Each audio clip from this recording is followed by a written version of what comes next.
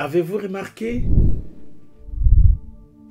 Luc, chapitre 24, le verset 27. Et, commençant par Moïse et par tous les prophètes, il leur expliqua dans toutes les Écritures ce qui le concernait. Avez-vous remarqué comment tenir, comment entretenir et comment maintenir son épée? Jésus-Christ donne les 3 grandes étapes ici. Il commence par, n'est-ce pas, Moïse. Il poursuit par les prophètes et il termine par les Écritures. Vous remarquez la stratégie de Jésus pour avoir un résultat probant. La stratégie de Jésus, sa méthode est bien expliquée. Est-ce que vous la remarquez? La stratégie est là. Moïse, prophète et puis Écriture. Frères bien-aimés, c'est à vous que je m'adresse. Je parlais de l'épée comme étant la connaissance intime, comme la connaissance profonde, pas la connaissance intellectuelle. Et Jésus-Christ, pour nous y amener, nous montre, n'est-ce pas, le travail qu'il est en train de faire ici. Remarquez-vous, n'est-ce pas, que Jésus-Christ avait des différentes étapes.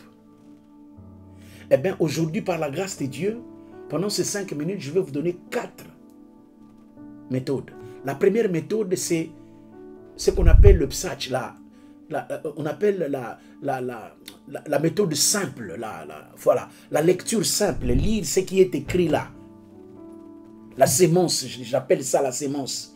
C'est ce qui est écrit là qui va produire le miracle demain. Mais il faut commencer par là.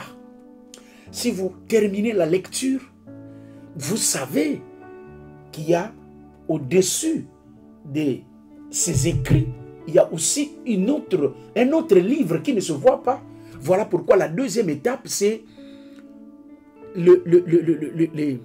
ce que j'appelle le clignotant, n'est-ce pas? Le signe que le texte vous donne pour vous dire, préparez-vous au grand plongeon, n'est-ce pas? Le signe que le texte vous dit en disant, ne restez pas superficiel, entrez dans la profondeur. Troisièmement, ce qu'on appelle les enquêtes.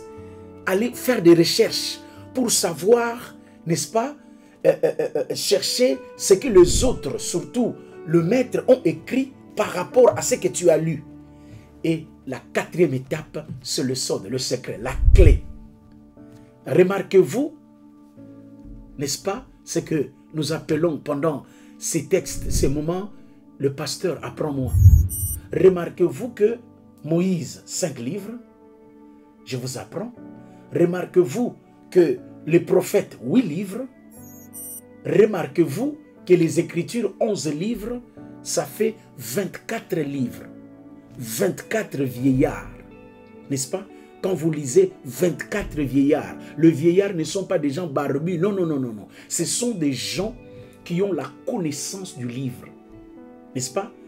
Si vous prenez, je vous apprends, 22 multiplié par 24, ça vous donne la clé, le sode, le secret. Donc Jésus a pris ici 24, n'est-ce pas? Il a multiplié 24 fois 22. Le 22, c'est le 22 lettres de l'alphabet hébraïque.